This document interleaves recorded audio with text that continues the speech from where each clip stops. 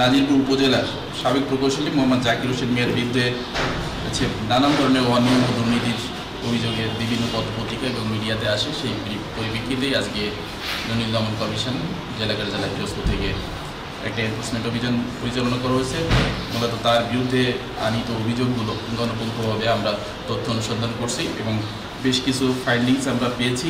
ইতিপূর্বে এ বিষয়ে একটা মামলাও হয়েছে, এই এলজিইডি সম্পর্কিত একাধিক মামলা হয়েছে।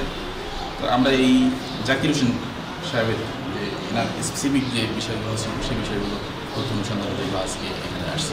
মূলত উনি দীর্ঘদিন ধরে 2014 সাল থেকে 24 সাল পর্যন্ত কর্মরত ছিলেন। তখন যে অনিয়মগুলো হয়েছে, এই যে দীর্ঘ 10 বছর ধরে তিনি এখানে এই উপজেলাতে কর্মরত ছিলেন, তখন তার বিরুদ্ধে ব্যাপক অভিযোগ করছে লোকজন। বিভিন্ন ধরনের অনিয়মের সীমাহীন অনিয়মের কথাই এখানে বলা হয়েছে এবং এখানে দেখা যাচ্ছে তার অবৈধ সম্পদের কথাও বলা হয়েছে এবং আমরা সে বিষয়ে তথ্যপত্র সংগ্রহ করছি। প্রাথমিকভাবে তার বিরুদ্ধে আনিত যে অভিযোগ তার সত্যতা আমরা পেয়েছি। আর এখানে এই অভিযোগ সংশ্লিষ্ট আরও দু একটা বিষয় আমরা পেয়েছি, যেমন আব্দুল সালাম এখানে কম্পিউটার অপারেটর হিসাবে উনি দায়িত্বে আছেন। উনি প্রায় 22-23 বছর ধরে এখানে কর্মরত আছেন, 23 বছর ধরে কর্মরত রয়েছেন, যেটা আমাদের কাছে বিধি বহির্ভূত মনে হয়েছে।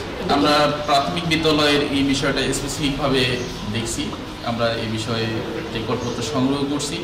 ফিল্ডে আমরা এটা দেখব যে আসলে কাজের কী অগ্রগতি, তারপর এই বিষয়ে চূড়ান্ত মতামত দেওয়া সম্ভব হবে। তো প্রাথমিকভাবে আমরা যে রেকর্ডপত্র পেয়েছি সেটা নিয়ে এখন পর্যালোচনা করা হবে। দুদক দুর্নীতি দমন কমিশন আইন এবং যথাযথ অন্যান্য বিধিবিধান প্রতিপালনের মাধ্যমে অবশ্যই এ বিষয়ে আইনগত যে পদক্ষেপ সেটা গ্রহণ করবে এবং আমরা খুব দ্রুতই এই বিষয়ে যে পদক্ষেপ গ্রহণ করবো সেটা দেশবাসীকে মিডিয়ার মাধ্যমে জানানো হবে। উনি এখন আমরা যতটা জানতে পেরেছি উনি সাসপেন্ডেড হিসাবে রয়েছেন। উনি বর্তমানে রাজবাড়িতে গোয়ালন্দতে কর্মরত আছেন।